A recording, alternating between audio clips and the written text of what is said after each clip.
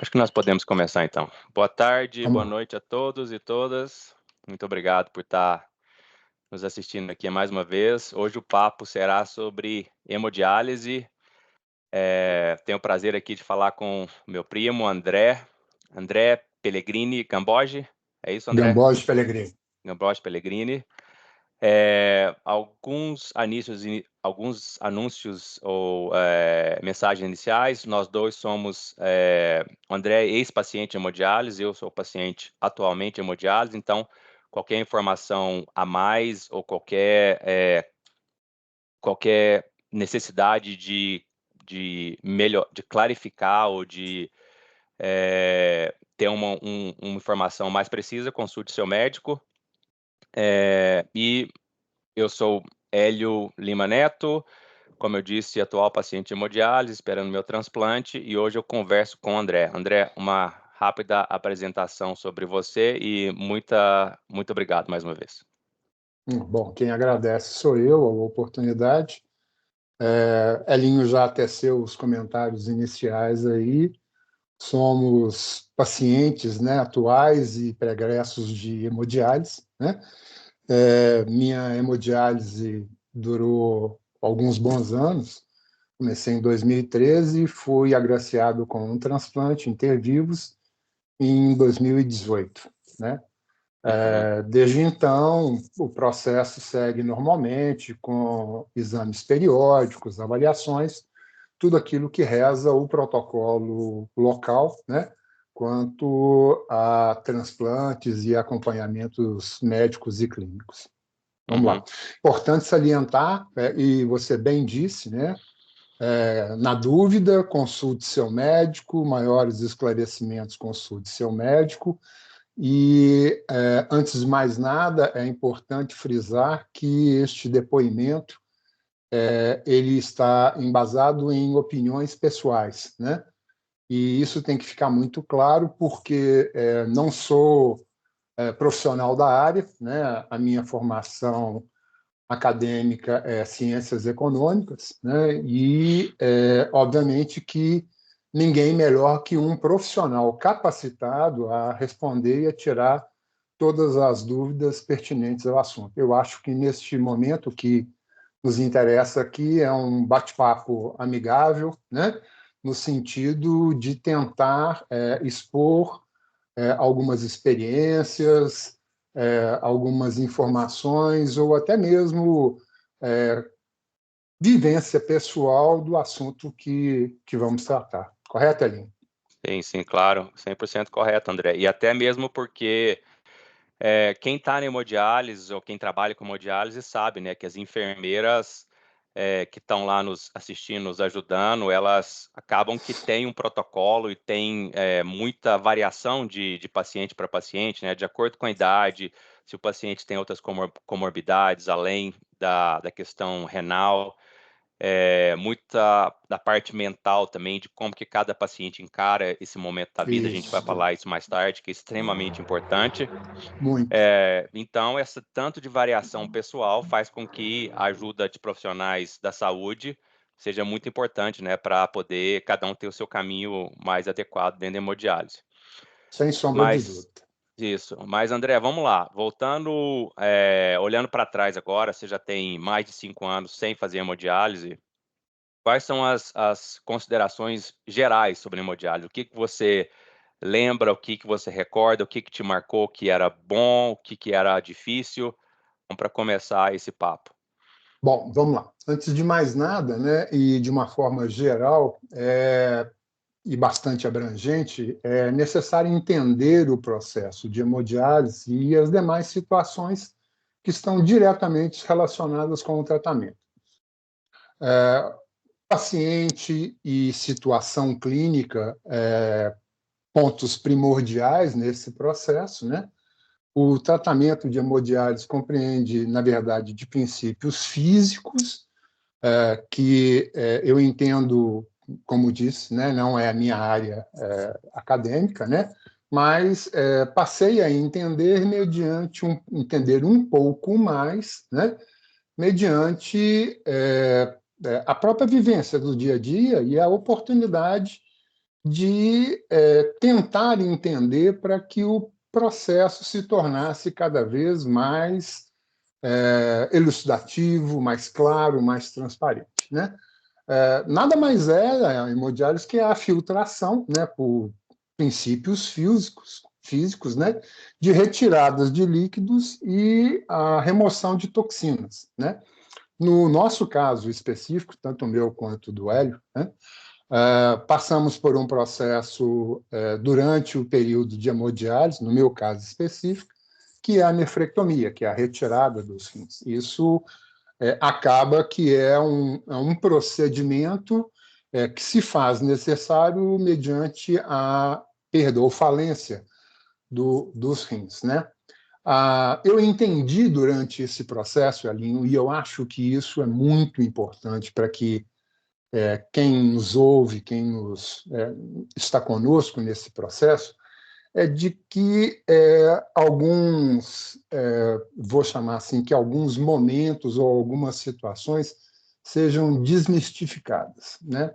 O primeiro dele, na minha opinião, o mais importante, é que a máquina da hemodiálise é e foi a minha melhor amiga, né? Isso é muito importante.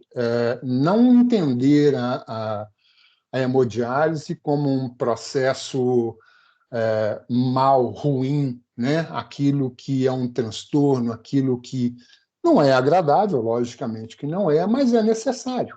Então, eu entendo que o primeiro conceito para que as coisas possam começar a fluir de uma maneira correta é entender que a máquina é, naquele momento, a sua melhor amiga. Ou seja, é, a função que ela exerce é que assegura, de fato, né, a, a conclusão do processo, né? É, ela é, na verdade, um filtro, né? Vamos chamar assim, o filtro de diálise, principalmente nesses filtros que efetuam-se as duas funções relevantes, a ultrafiltração e a difusão, né? Ou seja, a filtrar e a retirada das toxinas que estão ali, já que os seus fins já não conseguem mais exercer essa função, né?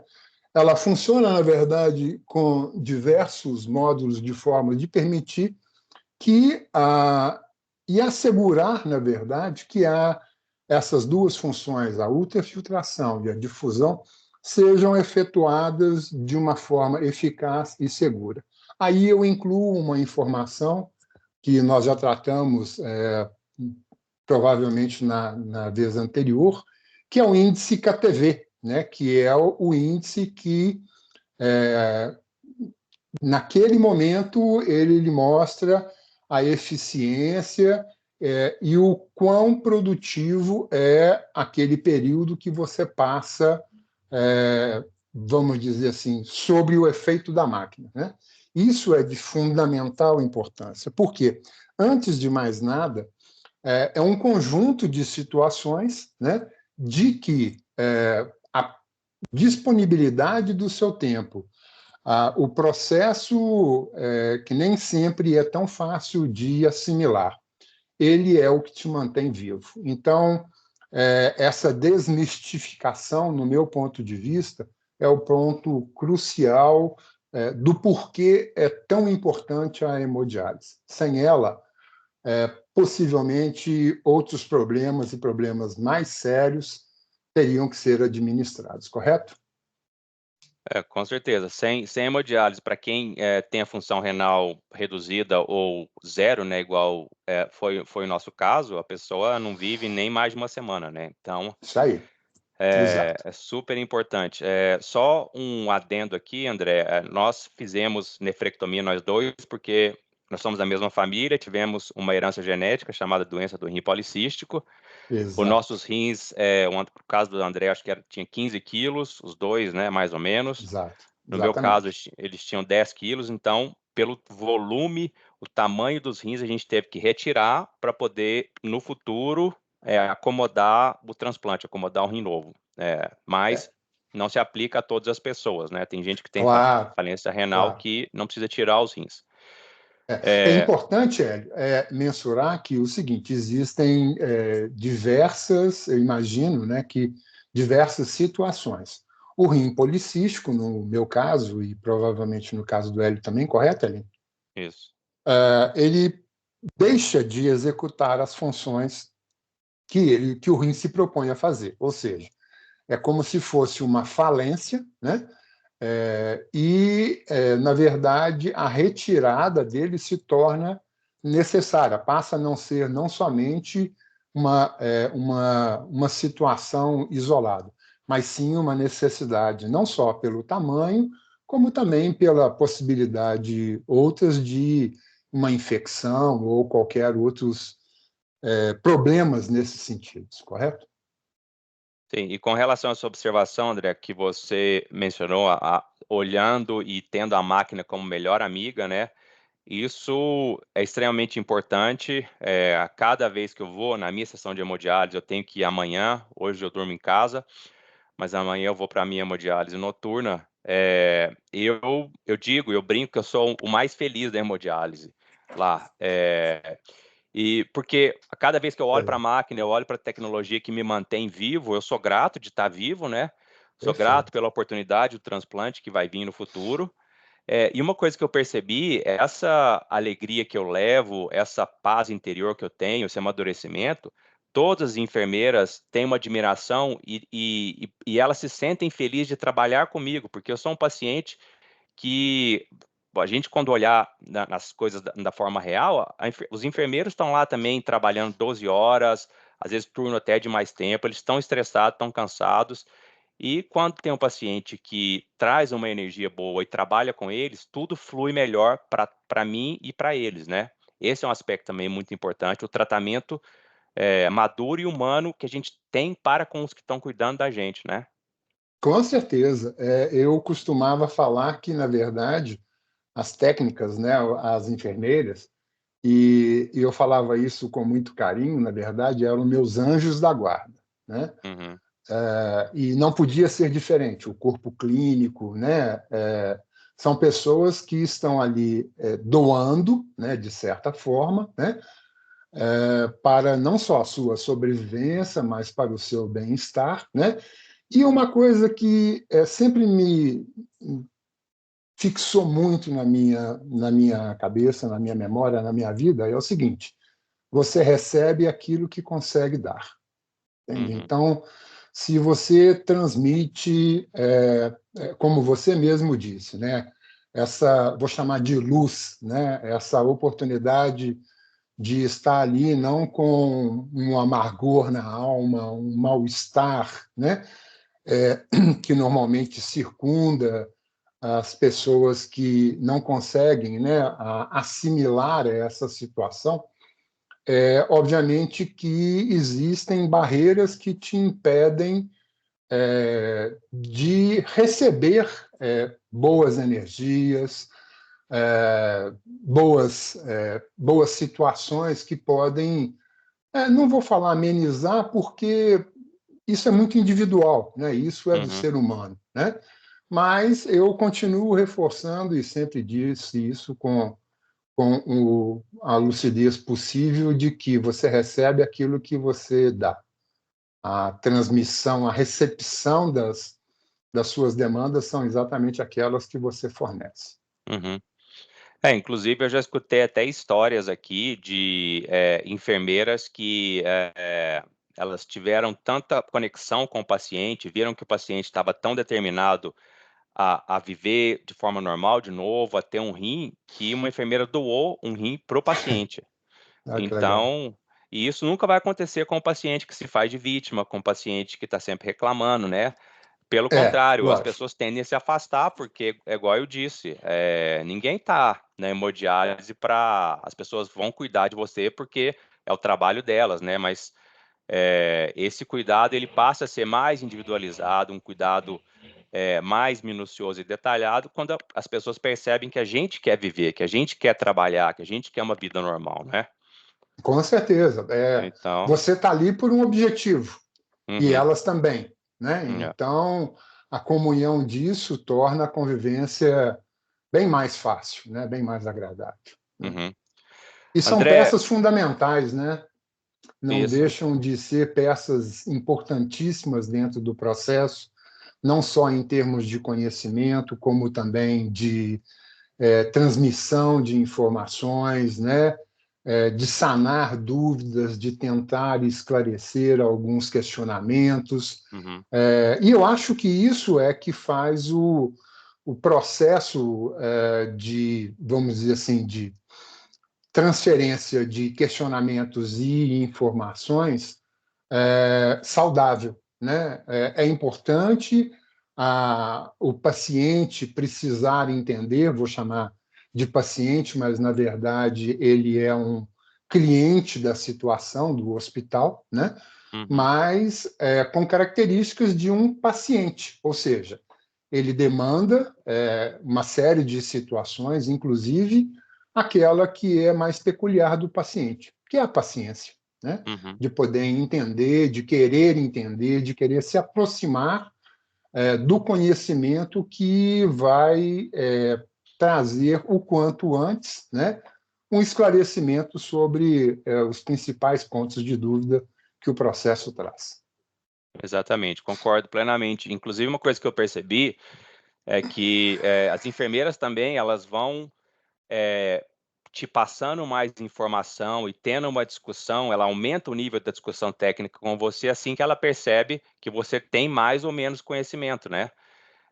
Sim, Então, porque tem paciente, infelizmente, que não vai querer ler sobre a respeito disso, não cuida da isto, dieta, mas quando você isto, começa a questionar as enfermeiras, e a enfermeira vê, olha, aquele paciente ali tem saúde, faz exercício, faz perguntas relevantes, igual eu disse antes, tudo flui mais fácil, né? A enfermeira vai falar, ó, eu estou fazendo tal procedimento hoje, eu estou removendo 2,5 litros de líquido por causa disso, disso, disso, o que que você isto. acha? Passa Uhum. a ser uma coisa bem mais natural, né? É, E essa, pode falar, desculpa, André. pode falar. E essa interação, aqui no meu caso específico, né, obviamente que o corpo clínico ele é muito importante.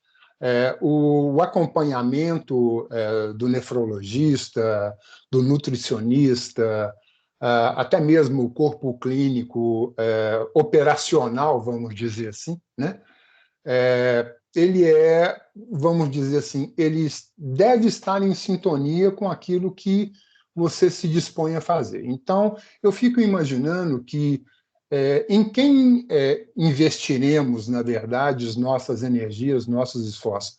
Em momento algum, eu quero dizer que outras pessoas não vão receber a mesma atenção, muito pelo contrário, até às vezes em determinadas situações, muito mais, principalmente psicologicamente. Uhum. Principalmente psicologicamente. Mas eu acredito que deve ser muito bacana você perceber reciprocidade, né? Ou seja, o paciente consegue argumentar contigo sobre determinadas situações.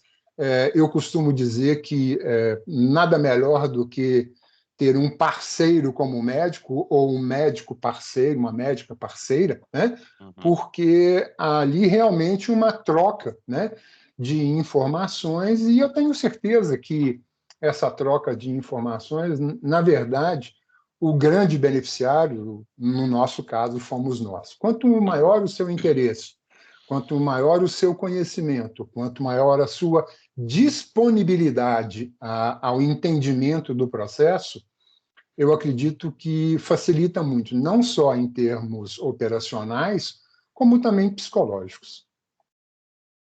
Um exemplo prático que eu tenho no meu caso é que como não tenho rim, você também é a mesma situação, a gente tem que tomar o hormônio eritropoetina, que é o hormônio Sim. que induz as células sanguíneas a produzirem a hemoglobina, não é isso? É, e como eu faço exercício, eu estou treinando para correr uma meia maratona sem rim, eu quero ir para o Guinness, não sei se eu vou conseguir, mas eu estou treinando duro. Eu falei com as enfermeiras, eu falei, olha, eu acho que a quantidade de hormônio que eu estou tomando, o intervalo, estava mais ou menos 3 a 4 semanas o intervalo que eu estava tomando o hormônio. Eu falei, acho que tem que reduzir, porque uma pessoa que está com atividade física mais intensa, eu preciso de mais hemoglobina no sangue, eu preciso de ter mais oxigenação, né, sanguínea. Então, eles mudaram o meu tratamento realmente, e foi pelo meu feedback, né, e pela minha capacidade de leitura, de estudar e de questionar, porque, do contrário, eu estaria exercitando, mas sem o hormônio circulando no sangue, eu estaria com limitações físicas, né? É, Mas esse é um o, exemplo. na verdade, assim, os exames, né, que são realizados durante e após, né, cada sessão, eles, na verdade, trazem vamos dizer que uma demonstração do que está acontecendo, né? Uhum, Como eu te disse, não é a minha formação acadêmica não é essa, né? E ninguém melhor do que o seu médico para, vamos dizer assim, afirmar ou até mesmo, se necessário, contradizer com uma informação ou outra, dado o conhecimento que ele possui daquilo que é necessário. Como você disse, bem-vinda a tecnologia, né? Muito bem-vinda a tecnologia que salva vidas, né? uhum. É aquela que traz o ser humano à sua realidade, à sua significância e consegue, inclusive, determinar qual é a necessidade específica de cada nutriente, de cada situação, de cada medicamento, ou até mesmo, e eu acho que é muito importante isso, a gente deve tentar reforçar sempre que possível a parte psicológica do processo, né? Uhum. Isso é muito importante, não só para quem está vivendo ou até mesmo para o cuidador, vamos chamar assim. Tá? André, já que você tocou no assunto da parte psicológica, que é um dos assuntos mais importantes, vamos já entrar nela direto. Vamos lá. Qual que foi o peso para você passar por essa etapa na sua vida? Como que você acha que isso te ajudou? Aonde que você conseguia forças e tudo mais?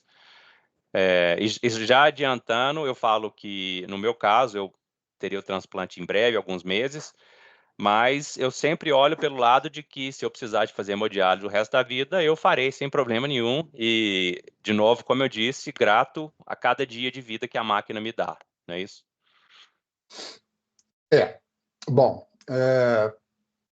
acho que assim, que quando se trata da parte psicológica, né, existe a necessidade de que você esteja preparado para, como você bem disse, para as diversas situações que o processo exige, né? O processo de hemodiálise é fundamental para quem precisa dele. Não tem como fugir disso. A força mental, na verdade, é a sobrevivência desse processo. O tratamento interior da situação é algo além do indivíduo, é que a psicologia do dia diz muito ao que tem se a acontecer, né? Nós estamos tratando de pessoas, né, Lin? Sempre Uhum. tratando de pessoas. E pessoas dormem diferente, acordam diferente, somos diferentes, demandam diferentes, e, como a própria palavra diz, é o indivíduo, né?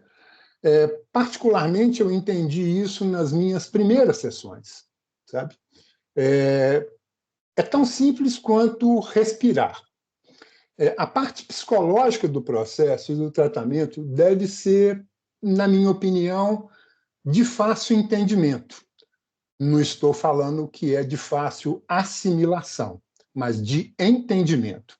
Eu sempre acreditei que se deve valorizar o sucesso e não as dificuldades, né? E isso fez com que cada dia, né, viesse a ficar cada vez mais claro a necessidade, da mesma forma que você ansiava, né, pela oportunidade de um transplante, para que eu talvez não precisasse mais realizar a hemodiálise, voltasse a poder ter uma vida particularmente normal, né, de certa forma, muito bem medido as necessidades, né? Mas eu sempre fiz questão de valorizar sucesso, né? Porque, antes de mais nada, se você se atém às suas dificuldades, na verdade, é quase que uma areia movediça, né? As Uhum. dificuldades vão te engolindo, as dificuldades vão se tornando cada vez maiores, né? E você, por vezes, passa a não valorizar tanto aquilo que você precisa, que é o sucesso do seu dia, né? O sucesso da sua sessão, né? Então, assim, o que a hemodiálise me trouxe? Dificuldades existem para ser superadas. Essa é uma conotação que eu sempre dei, de forma que, quando, aqui especificamente, antes do transplante, você passa por uma série de entrevistas, por uma série de sessões com psicólogos, com nutricionistas, com assistentes sociais, que tentam entender e fazer você entender o que acontecia e o que vai acontecer, né? Ou seja, com o transplante acontece isso, você vai ter que ter determinadas obrigações, né? Que são principalmente aquelas da responsabilidade do seu tratamento, que não está mais vinculado diretamente ao centro de tratamento, hospital, clínica, ou o que for, periódico. Ou seja, você assume uma certa responsabilidade sobre si mesmo, né? Aquilo que havia sido demandado à clínica, ao hospital, né? Ao departamento de hemodiálise, à seção de hemodiálise, agora é responsabilidade sua, né? Uhum. Então, mais do que nunca, apoie-se no seu sucesso. Não deixe que aquelas dificuldades que naquele momento eram momentâneas se tornem um obstáculo maior do que elas já são, tá certo? Excelente, muito bom, André. E duas perguntas. Você ficou quanto tempo em hemodiálise? E a segunda, o que hoje o que eu chamo de doutorado em resiliência, né? Quem passa por esse processo, o que isso tudo te ajuda na vida profissional? O que você vê que você ficou mais maduro? Bom, como eu disse, minha hemodiálise começou em 2013, dia 19 de novembro de 2013, e eu saí do hospital transplantado no dia 30 de janeiro de 2018. Bom, o que ela me trouxe, o que esse doutorado me trouxe? Eu acho que é muito importante a gente identificar as peculiaridades do indivíduo, né? Eu sou uma pessoa que não consigo ficar parado, né? Assim, o que a hemodiálise me trouxe nesse caso?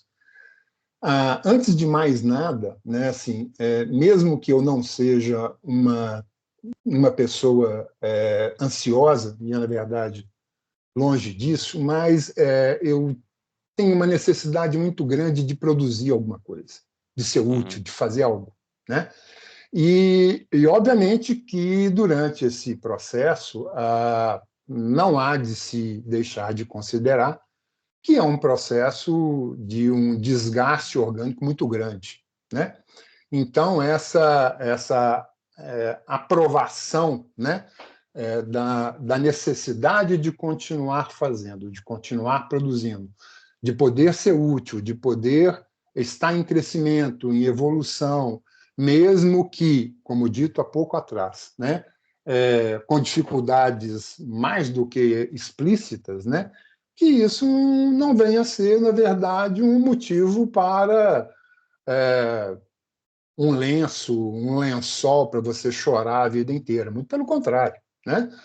No nosso caso específico, que foi uma herança, né, vou chamar assim, na verdade, da família, ou melhor, não é herança, né? Vamos dizer que é uma situação que, por algum motivo genético, biológico, sei lá, eu herdei, né? E eu tive a oportunidade de identificar isso logo quando da perda da minha mãe, né? Que é a nossa parente em comum, vamos dizer assim.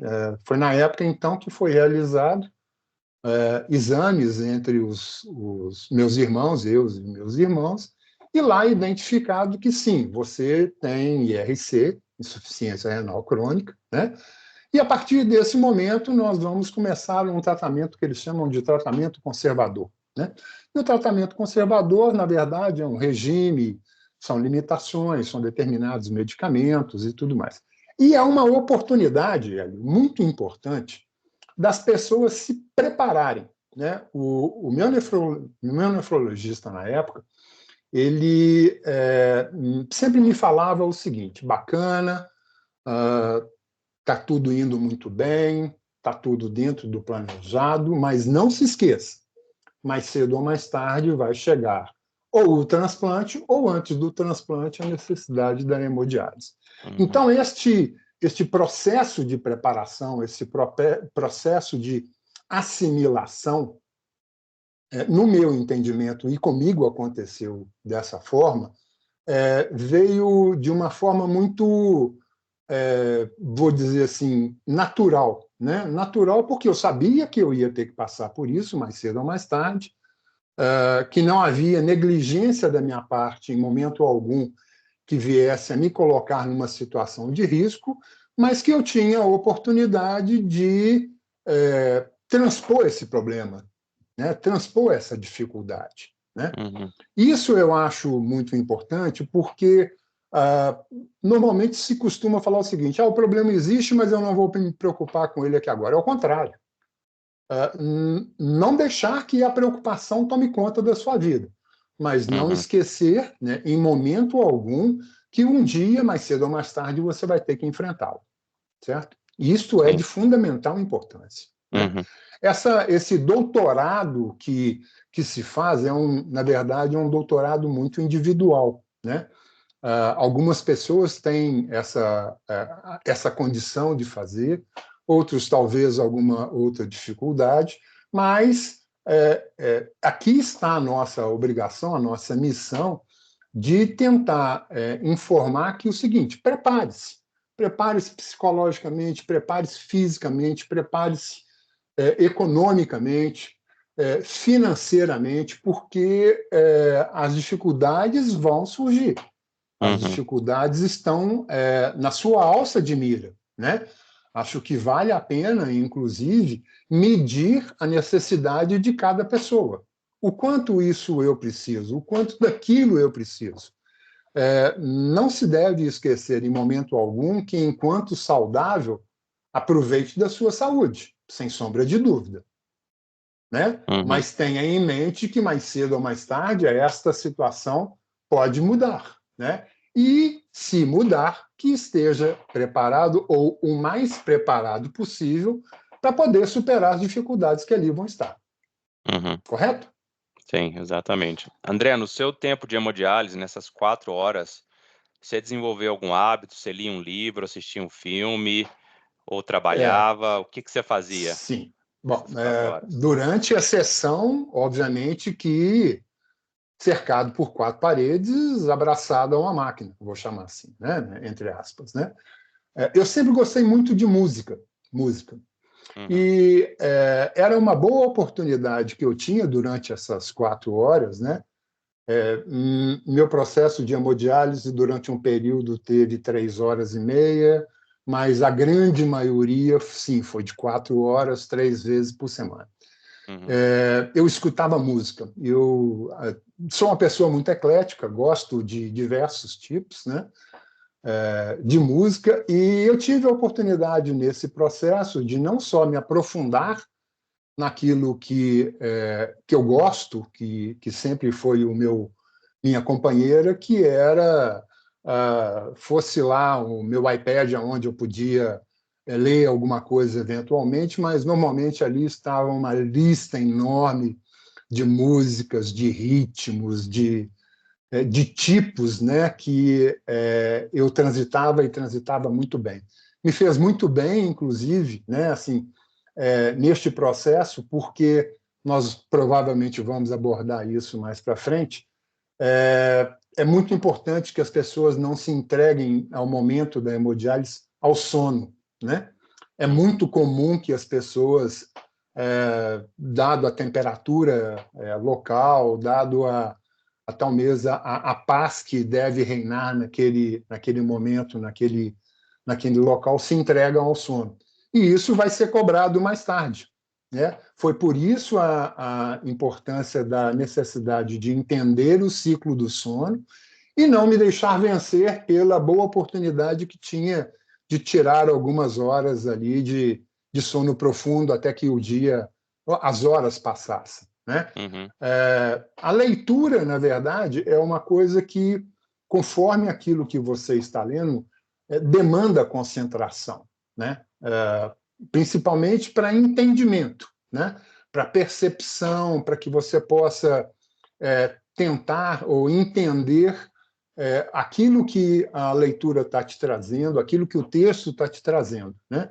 Eu te confesso que tinha uma certa dificuldade porque o processo de hemodiálise é desgastante, né? Uhum. É cansativo, né? Vamos dizer assim, exaure de uma boa parte de energia, né? Você se E sentia a música, cansado durante a hemodiálise? Você se sentia cansado durante o processo? não, na verdade, não. Durante, não. O cansaço vinha normalmente depois, Uhum. principalmente quando ainda tinha os rins. Eu entendia que as proporções da situação que os meus rins tinham, né, eles exauriam uma quantidade muito grande de energia, sabe? Eles vamos dizer, sugavam uma energia muito grande, né? Uhum. E o que me fez muito bem nessa época, acredite se quiser, foi a música. E te Uhum. confesso, gosto muito de muitos tipos de música, mas naquele momento a música clássica, principalmente, é onde você consegue, inclusive, de certa forma, viajar, né? Uhum. Na melodia, ou até mesmo quando se interessava pelo processo histórico da música, de construção das sinfonias e tudo mais, era um processo que eu curtia bastante, muito. Muito, muito interessante. E eu acho também que hoje em dia muitas pessoas também aproveitam a hemodiálise como sendo um momento onde, bom, aqui é só eu e o meu É verdade. laptop, meu computador, eu posso escrever um livro ou eu posso me intelectualizar mais ou ler mais sobre alguma área, aprender alguma coisa, fazer até uma pós-graduação, fazer alguma coisa, usar aquele momento que é um problema e transformar em uma solução, né? E a solução é que você tem 4 horas ou até mais, com algumas variações, dependendo do caso, que você tem foco ali total. No meu caso, eu também não tenho, eu sinto um pouco mais cansado depois, mas o meu cansaço é mais em sentido de que eu não consigo fazer exercício físico depois da hemodiálise, mas o resto é tudo normal. Mas durante uma oportunidade para se concentrar e focar. Eu confesso que tinha muita dificuldade, e você falou uma palavra-chave, em foco, né? Uhum. Por isso eu tentei algumas vezes leitura, alguns outros estudos, na época, inclusive, acabei fazendo outro tipo de trabalho, né? Mas eu tinha uma dificuldade muito grande de concentração, né? Uhum. Não sei se é uma peculiaridade, né? Uma individualidade, ou se isso atinge a mais pessoas, a mais pacientes nessa ocasião, nessa situação. Mas eu acho que o importante é se encontrar, né, Lin? Acho Uhum. que é uma boa oportunidade para você identificar o que você quer, o que você consegue, o que você pode, né? E fazer daquele momento ali algo que lhe faça bem, né? Além da situação da hemodiálise, algo que você possa compartilhar com você mesmo o prazer de alguma coisa que está fazendo, está executando, ou até mesmo vivenciando, de forma a minimizar, vamos dizer, os impactos daquelas 4 horas de sessão. E no seu caso, pelo que você está descrevendo, você tinha privacidade nessa hemodiálise, era um lugar só seu. Eu estou perguntando isso porque eu falei com um amigo e ele falou que na hemodiálise que ele fazia tinha até bingo, que era todo mundo interagindo com todo mundo, então, nesse caso, falta de privacidade. Como era a sua? Na verdade, é uma sala muito grande, separada por áreas específicas. Ali, no meu caso específico, eram 4 pacientes por local, vamos chamar assim, né? Mini salas dentro de uma grande sala, e ali ficava uma enfermeira, uma técnica de enfermagem, né?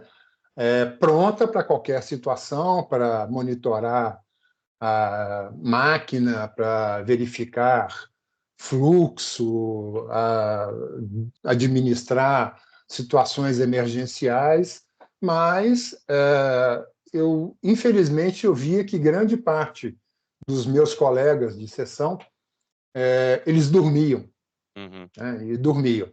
E, bom, isso, como eu te disse, é uma peculiaridade, né? Eu imagino que faz parte do indivíduo. Eu entendi que eu não deveria dormir naquele momento, né? uhum, Porque iria atrapalhar o, vamos dizer assim, o meu ciclo de sono noturno, né? uhum, Mas, de sim, certa forma, tinha sim uma individualidade, né? Uma privacidade, não que fosse total, uhum, mas cada um se respeitava, vamos dizer sim, assim.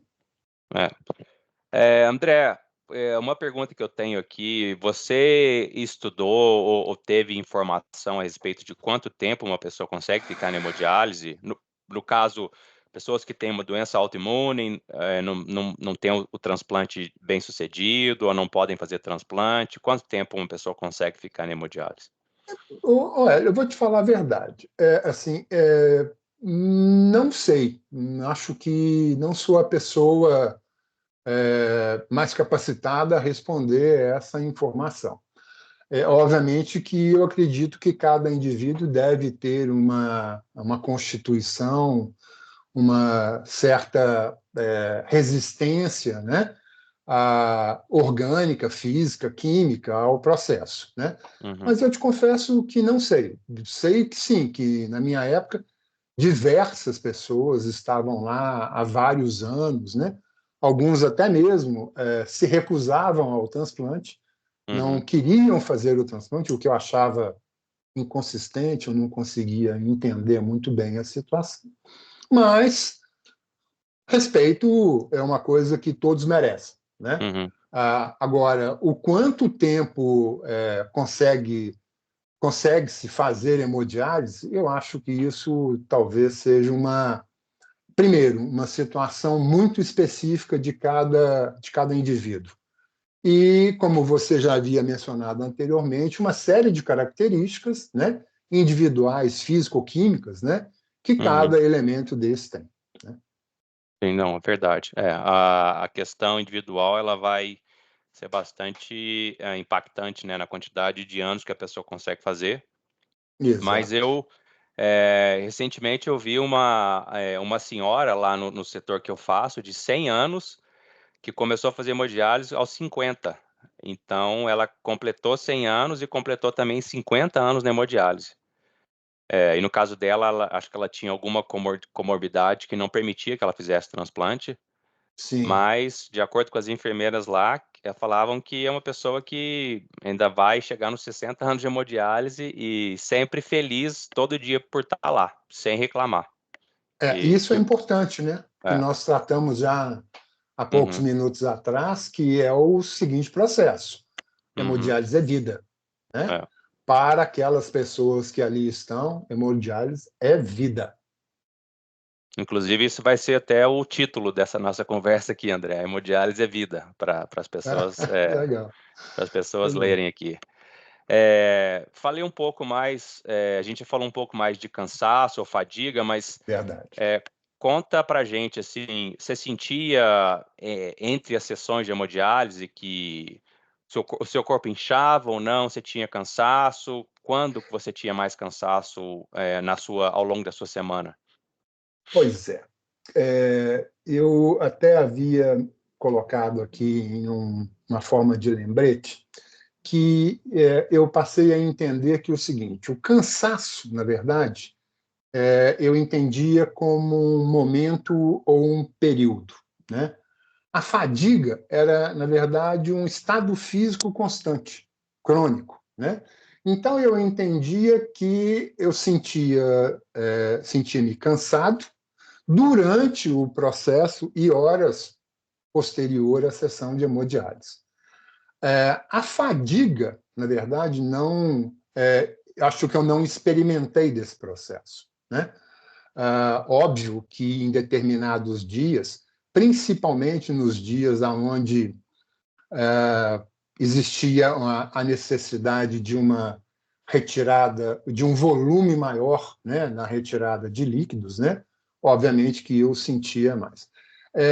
Talvez seja importante tentar, de uma maneira bem simples, né, bem simplista, melhor dizendo, que o processo é quase que matemático, né? É o processo. Ou Uhum, seja, no nosso caso específico, né, que nefrectomia bilateral, ou seja, nós já não tínhamos mais os rins. Ou seja, todo o acúmulo de líquido ou de aspas, né, toxinas, né, deveriam ser retirados no processo de hemodiálise.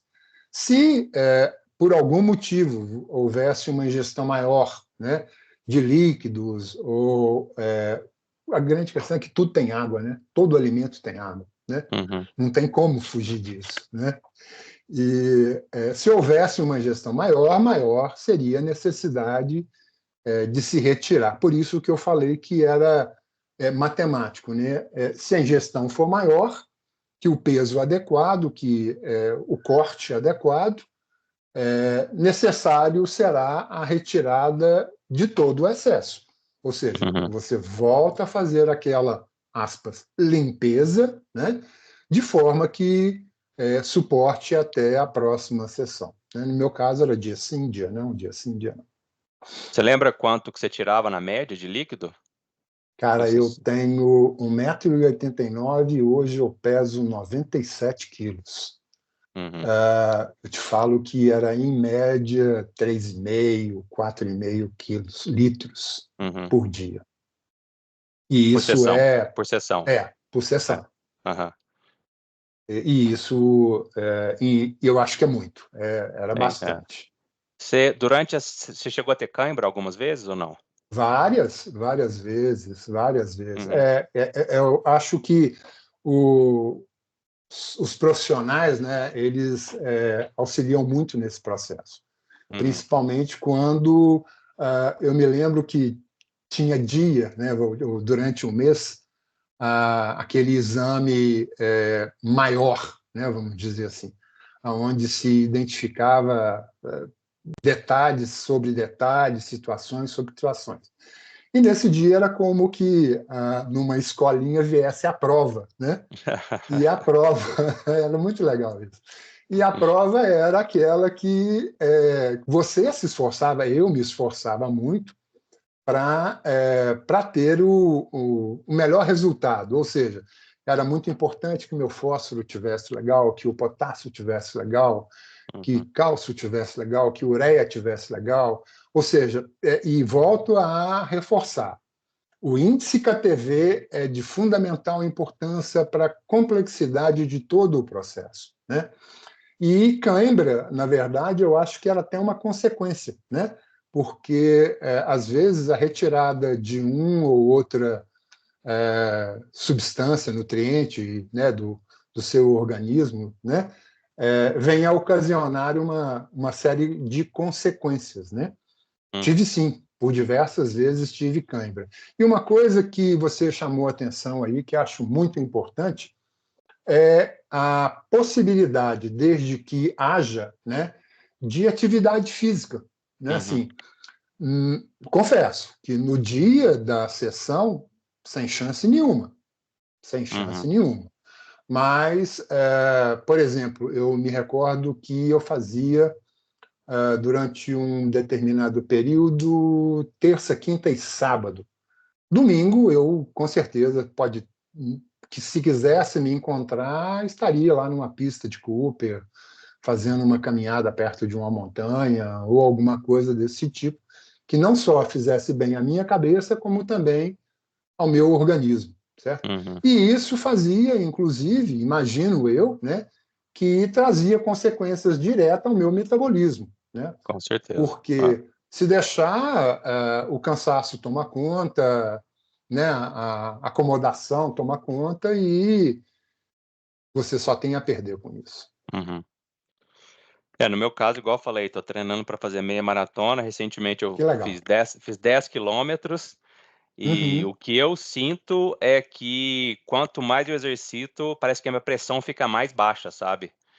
Então, o desafio que eu tô tendo agora, em 6 meses de hemodiálise, nunca tive cãibra, mas a minha pressão, ela tá tendendo a ficar muito baixa, né?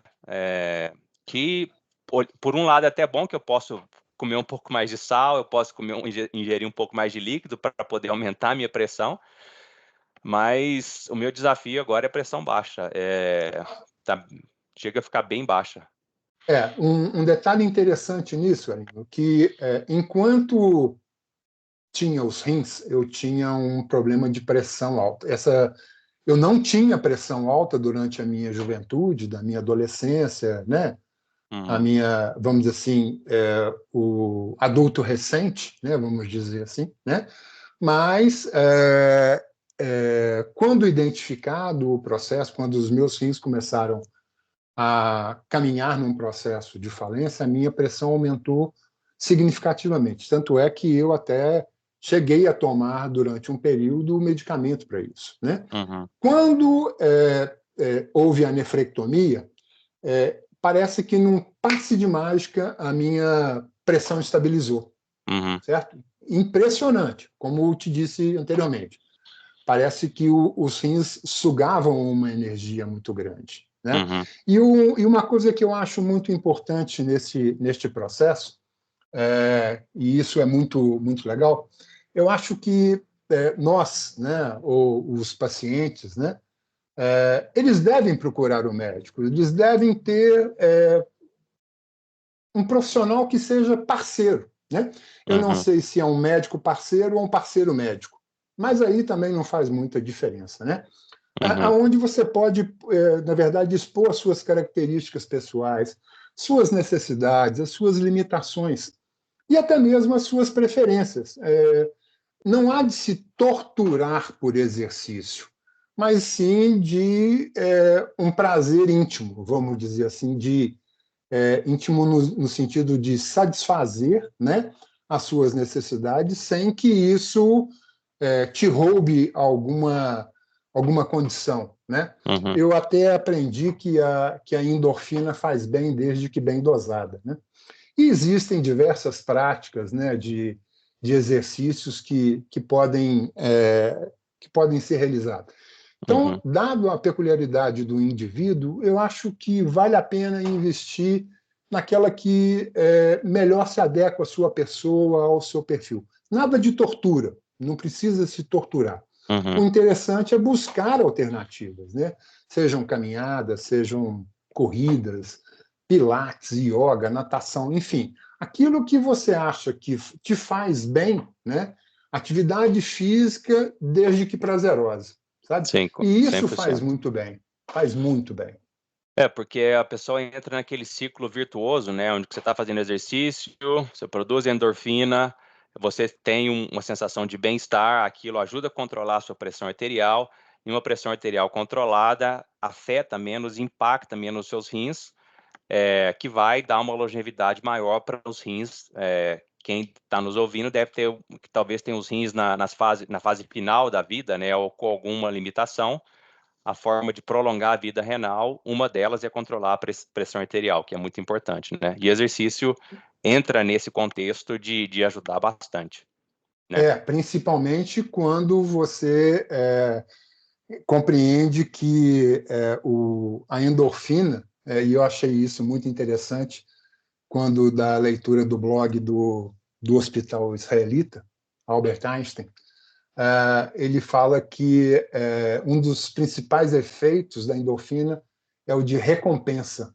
Uhum, E isso é uma palavra muito significativa. Recompensa no sentido de que você fez alguma coisa e se sente recompensado pelo que se fez de uma maneira prazerosa, né? uhum, Ou seja, consegui, valeu, daqui a pouco eu posso tentar fazer um pouco mais, um pouco melhor, né? uhum, E isso faz parte do processo. Acho que vale muito a pena a gente reforçar isso, que a hemodiálise não é um processo decadente, é o contrário, é um processo de recuperação, né? uhum. Recuperação no sentido de te tornar novamente uma pessoa normal, aspas, até a sua próxima sessão, ou seja, Sim. obviamente que dentro dos cuidados necessários, né? Uhum.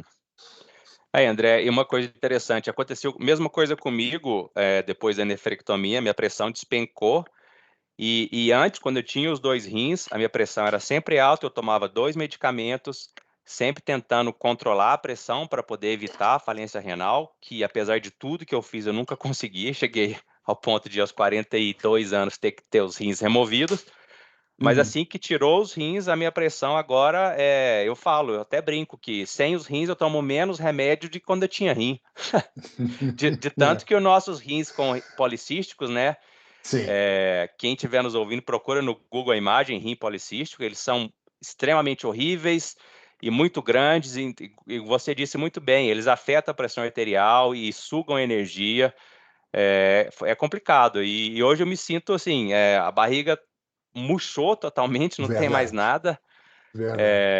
Então, é por isso que tem essa felicidade dentro de mim, né? E você deve ter tido também, né, André? Que a gente sente que, mesmo sem os rins, mesmo sem dois órgãos vitais, a gente está num caminho de cura, né? Para ir para É, o transplante. Então, é isso que a gente quer que as pessoas que estejam nos ouvindo assimilem também, né? O processo de hemodiálise é um passo para dias isto, melhores no isto, futuro, né? isto, exatamente.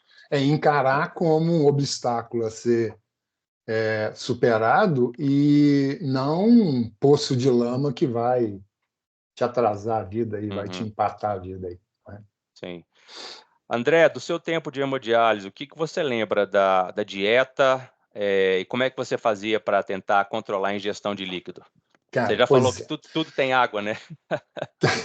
tudo tem água. É, e durante esse período, existe, não sei se o seu caso, mas existe tempo, né? Ou seja, no dia da hemodiálise eu estava talvez um pouco mais debilitado, mas o dia seguinte, aonde nem tanta demanda eu tinha, eu tentava aprender, né?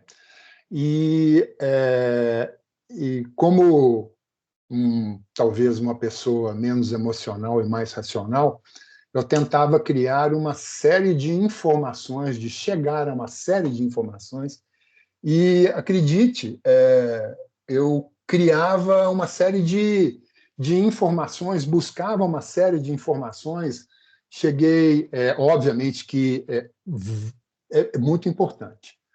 A nutrição, por exemplo. Quem conhece de nutrição é um nutrólogo, é um nutricionista, e esse é o cara que deve trocar ideia contigo. Primeiro, pelas suas peculiaridades. Segundo, pela diversidade de situações que você pode enfrentar, né? Mas achava muito interessante que eu acabava criando alguns métodos, né, de entender o que eu podia e o que eu não podia. Por exemplo, orientação nutricional. Eu buscava constantemente conversar no hospital, onde eu fiz a hemodiálise, que é o Hospital Felício Roxo, aqui em Belo Horizonte. A nutricionista que me acompanhou durante esse período era uma pessoa espetacular, né? Assim, uma pessoa extremamente inteligente, uma garota muito, muito além do normal, né? Ela entendia essas peculiaridades e me ajudava a traçar uma série de informações para que eu buscasse, isso é que era importante, no vulgar, né, vamos dizer assim, no lugar comum. Não é trazer o peixe, mas sim te ensinar onde está o peixe e como buscá-lo. Né? Uhum. Uma série de informações que acabam sendo úteis, né? Que podem ser úteis. Né? Agora, mais do que nunca, no caso da alimentação, a observância, a disciplina, que é uma característica pessoal, ela ajuda muito. Né? Eu buscava alternativas, eu moro num país tropical. Né? Então, assim, a gama de frutas, a gama de legumes, vegetais, verduras, né? Uhum. É imensa. Né? E aí eu buscava tentar me confortar ou tentar me instruir de forma que criava uma tabela o seguinte: janeiro é mês de que fruta?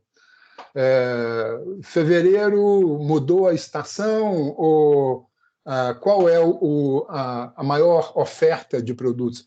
E aí você vai criando determinadas metodologias, né, que você começa a conhecer e a investir. Né? Ou seja, Uhum. este mês é o mês por exemplo, de uma boa oferta de abacate, por exemplo. Né?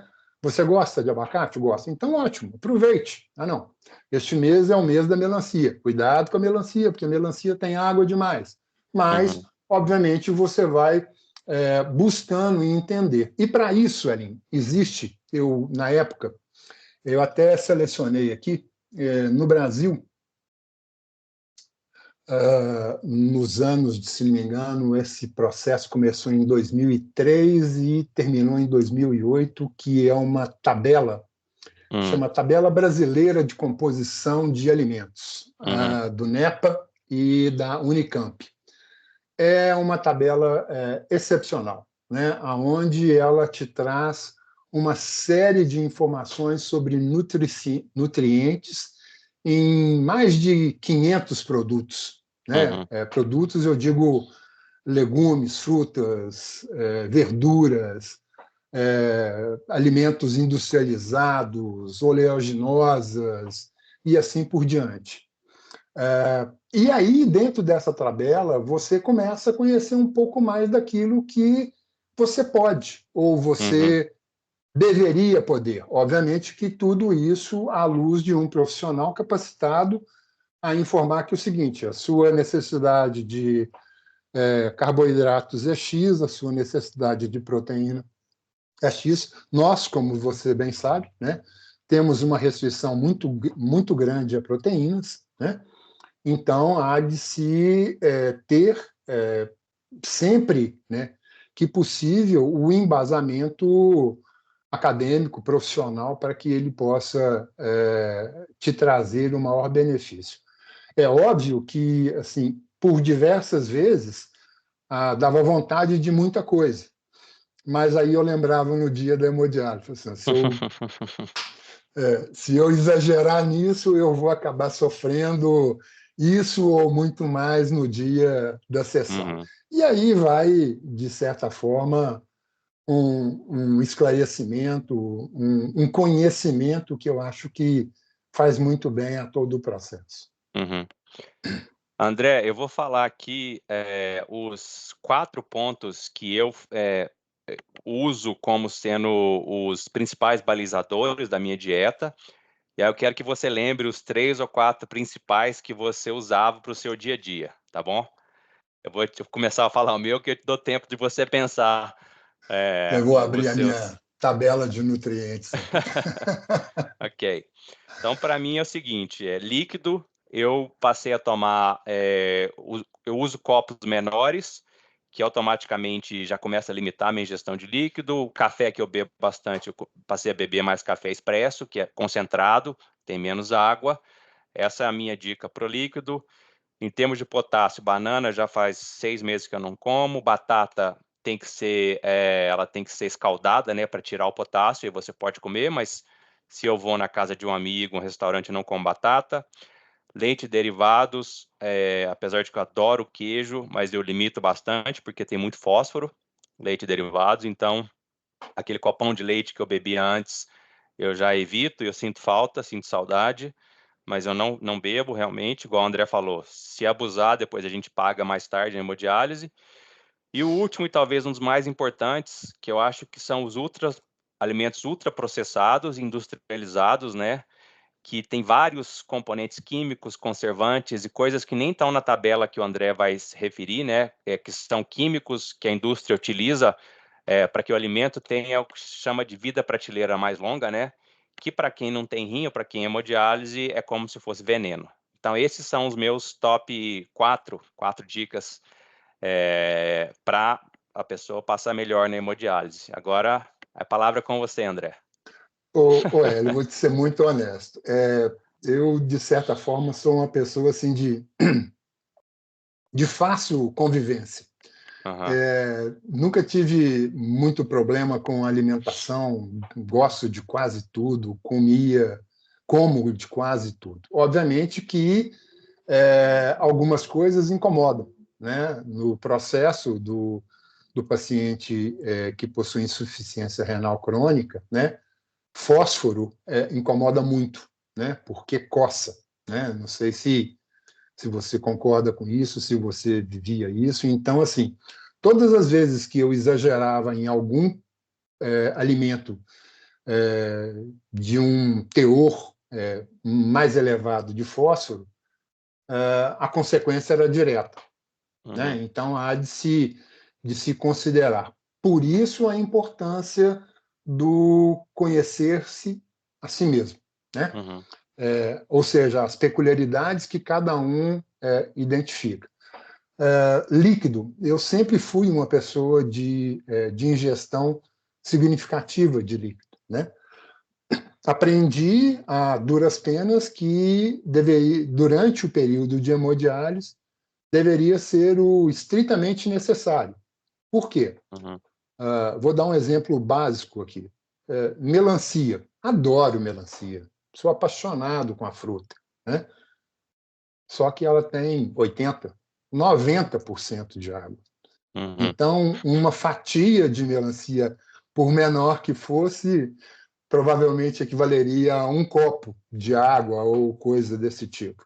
Uhum. E fui aprendendo que tudo tem água, arroz tem água, feijão tem água, carne tem muita água, né? Proteína, de uma maneira geral, tem muita água. E aí vem aquela observância que se faz necessário, que são regras, né? Ou seja, você deve priorizar uma alimentação saudável, e aí eu concordo pleno e piamente com você, né? Da questão dos ultraprocessados, né? Mesmo que alguns sejam muito bons, palatáveis e coisa desse tipo, mas há de se verificar a necessidade, né, de se ingerir isso, pelo menos durante esse período, esse processo, e o quanto isso vai te custar, né? Te custar em termos de orgânico, físico, né? Uhum. Mas eu não tive muito problema com relação a isso, não. Sabe assim, eu te confesso que a tabela do NEPA, a tabela TACO, depois eu vou compartilhar com você o link dessa Sim. tabela, que é um exercício, quem tiver a oportunidade, é um trabalho espetacular desenvolvido por diversos profissionais. É um arquivo, de certa forma, grande, né? Uhum. São inúmeras páginas, mas vale a pena porque ali você identifica muita coisa, né? O Uhum. quanto tem de fósforo, o quanto tem de lipídios, o quanto tem de proteína, o tanto tem de carboidrato. É impressionante a quantidade de informação disponível. E como uma matriz, na verdade, você pode cruzar essas informações e obter, de certa forma, um cardápio a ser discutido com o seu nutricionista ou até mesmo com um nutrólogo, uma nutróloga, né? do qual a composição ideal daquilo que você gostaria ou pode comer, né? Eu me lembro que Daniela, era o nome da nutricionista, ela falava primeiro o seguinte: o que você não gosta? Eu falava assim: quase nada. Era uma dificuldade tremenda, porque quando você não gosta de alguma coisa, você já exclui, né? Ou seja, isso ele Uhum, não vai comer. E eu tinha uma dificuldade muito grande, porque eu acho que conto nos dedos as coisas que eu não gosto, né? uhum, Mas nunca tive muito problema com isso, não, sabe, Aline? Confesso uhum, que sempre transitei muito bem por esse processo. Tinha, sim, uma necessidade em algumas situações, quando de exercícios físicos, né? E eu acho que isso acontece com você, embora você talvez sinta um pouco menos em função de temperatura uhum. e algo similar, mas a ingestão de líquido é sempre um grande problema. Você chegou, André, a receber esse tipo de instrução para chupar gelo, ao invés de beber água? Porque chupar gelo a gente vai matando a sede, e 1 ou 2 cubos de gelo dá para ficar chupando 30 minutos, ao invés de beber água, e isso ajuda a gente passar aquela sede. Você chegou a fazer isso ou não? Na verdade, assim, essas informações estão disponíveis em diversos meios, né? Uhum, Até mesmo quando com a boca muito seca, né? Umedecer uma toalha ou até mesmo um pedaço de algodão, alguma coisa desse tipo, e passar nos lábios para minimizar a necessidade de água. Embora eu acho que é mais fácil falar do que fazer, né? uhum, Não, você não vai sentir tanta sede. Você sente muita sede. uhum, Você sente muita necessidade. Eu sempre fazia questão de referenciar que, às vezes, o benefício momentâneo era um sacrifício posterior, né? uhum, Então, infelizmente, nesse processo, o vilão continua sendo o líquido, né? uhum. Independente de qualquer alimento, seja seu líquido, né? Você Mas chegou a gelo usar, talvez seja uma alternativa. sim, você chegou a usar também vamos dizer assim, ficar mais dentro de ambientes com ar-condicionado para sentir menos sede? Você fazia isso ou não? Não, não, Não? não, isso não. País tropical, né? Temperaturas elevadas, e nem sempre a oportunidade de ar-condicionado, né? Uhum, Não me fixou essa situação. uhum. Eu tô perguntando porque onde que eu tô aqui tá chegando o verão, né?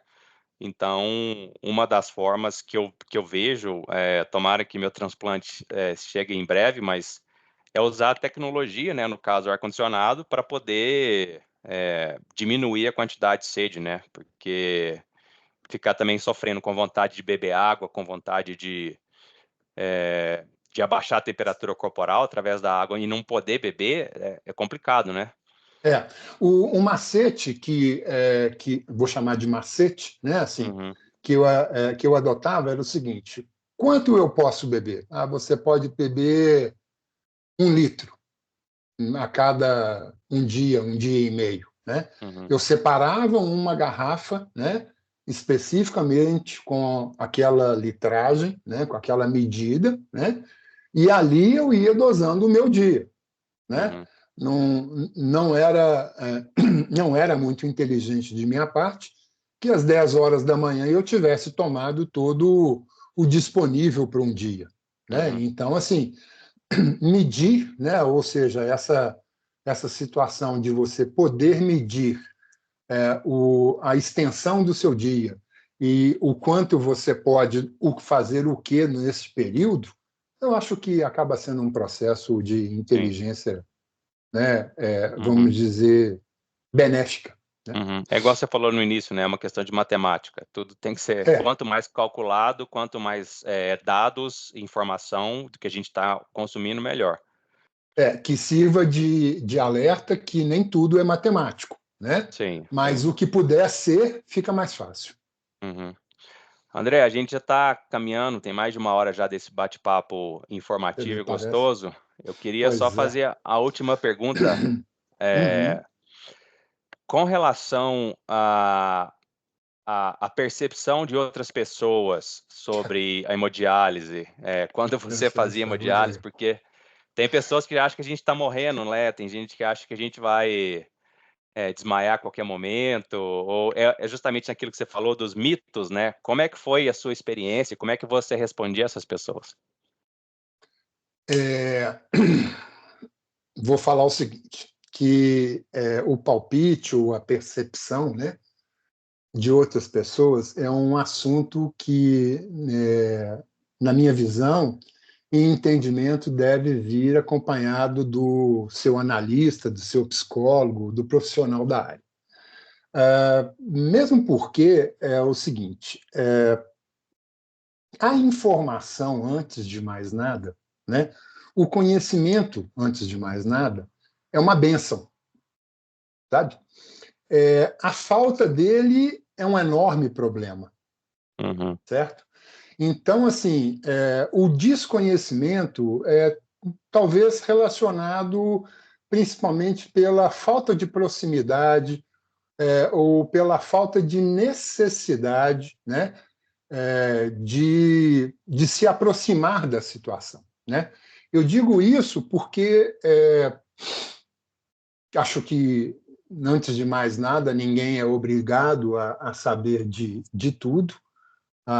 Nós, especificamente na situação, a oportunidade de conhecimento, eu entendo que auxiliava no processo, né, uhum, de hemodiálise, mas eu tentava entender que aquela pessoa que às vezes fazia comentários ou até mesmo, né, questionamento muito pouco razoáveis, né, ou algo que meio sem pé, sem cabeça, era por Cê- falta de proximidade, No, né? no, no, no popular, a pessoa que estava fazendo comentário sem noção, né? Como eu te disse, né? Aliás, é até não é, vamos dizer que nos dias atuais a gente não pode se exagerar, não, mas o conhecimento é uma benção.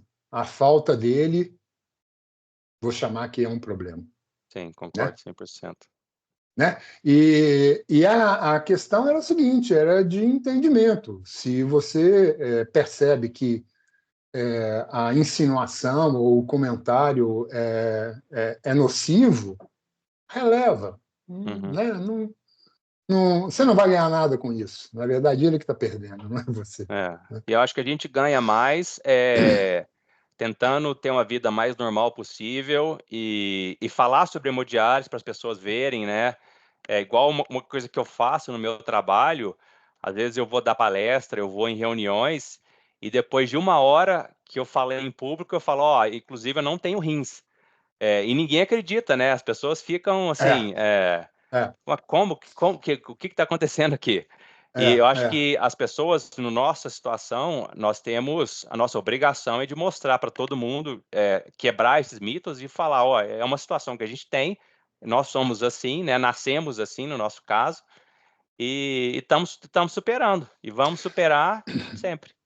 Você sabe uma coisa muito interessante que eu constantemente vivencio? É que em alguns lugares, né, assim, por exemplo, o posto de saúde, onde eu vou buscar determinado medicamento. É, vim buscar isso, isso, isso, e as pessoas, eu te conheço, eu lembro de você, assim, assim, assim, assado. E aí a pessoa vira assim, parece que de uma forma muito espontânea, diz, poxa, mas você está muito bem. Né? Assim, é, é isso mesmo. Eu me esforço muito para isso, né? Assim, É, acho que é até meio, mais ou menos assim, quase que religioso cumprir os horários da medicação, não uhum, exagerar em determinadas situações. Eu sempre falo com o meu nefrologista que eu não sou anjo, não sou santo e não nasci para ser, né? uhum, Então sou ser humano normal, quero viver dessa forma, gostaria de poder viver mais e mais dessa mesma forma, mas a necessidade de você se cuidar. E se cuidar bem, né? Se Sim, cuidar bem. claro. Se é assim que Em você quer. respeito à nossa vida, né? E em respeito a todos os profissionais que dedicaram Isso, tempo, e tudo isso, para nos ajudar, né? É um desrespeito isso. se a gente não cuida do nosso corpo, né? É. Não, e eu acho, além disso, assim, que deve ser muito legal para o seu médico te ver bem, É claro. Uhum, entende? Eu sempre falo isso com ele. Eu faço isso em respeito ao respeito que você tem por mim, né? uhum, Assim, todo o esforço, toda a dedicação, todo o trabalho que eu tenho certeza que você faz comigo e com todos os seus demais pacientes, né? uhum. E que seja uma reciprocidade de toda a atenção que você me disponibilizou durante esse tempo todo. Sim, André, você ainda tem a sua fístula no braço? Claro, Dá para tem. mostrar para gente, por favor? Dá, mas é muito pouco perceptível. Não, Ah, na verdade, eu não tive. Costuma aparecer algumas ondulações, né? uhum. E, como eu te disse, os meus anjos da guarda, né? As anjas, né? Vamos dizer assim, né? Se isso existe. Elas tinham muito carinho comigo, muito carinho, Uhum. mesmo porque eu tinha muito carinho com elas. Tenho até hoje, né? Sim, sim. Sempre que posso encontrá-las, faço questão de permitir, de solicitar a permissão de um abraço, né? De expressar de uma maneira carinhosa toda a minha gratidão por tudo aquilo que elas fizeram por mim, sabe Uhum. assim? Tanto é que o mais visível, na verdade, são as picadas, né? Sim. Vamos dizer assim, as agulhadas, né? Vamos dizer, né? Fora isso, meu braço é um braço normal, não tenho No meu muito, não. caso, eu não tenho, eu tenho o catéter, Catéter. né? Que ele fica Aham. aqui, Uhum. e aqui que eu me conecto com a minha máquina que me dá a vida, né? É. Então, para mostrar Eu aqui para as passei pessoas pela. verem que nós somos realmente, que eu realmente faço hemodiálise. Eu tive também, porque foi assim meio que supetão, né? Ou seja, eu voltei de viagem para buscar os meus exames e o médico falou assim, ó, a partir de amanhã, hemodiálise. Então, Uhum, de imediato foi necessário um catéter, né? Eu fiquei com o catéter até que a fístula amadurecesse, acho que é essa a expressão que ainda se usa, sim. né? Uhum, Durante a nefrectomia, eu perdi a fístula, né?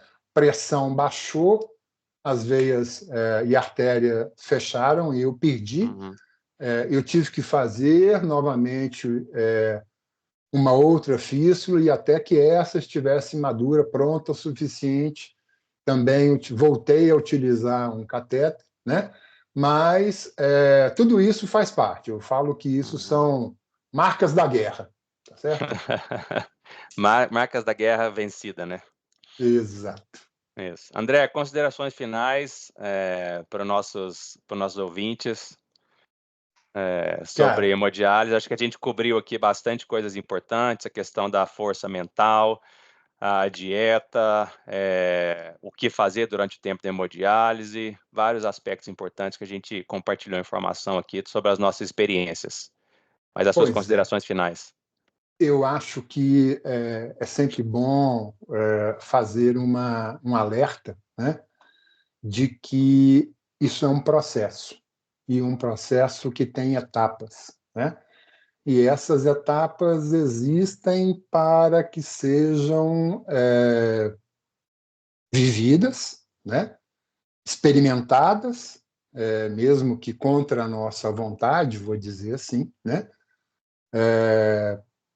Que, antes de mais nada, não se deve negligenciar nenhuma situação ou ocasião, mas eu volto a insistir que valorize o seu sucesso, sempre, né?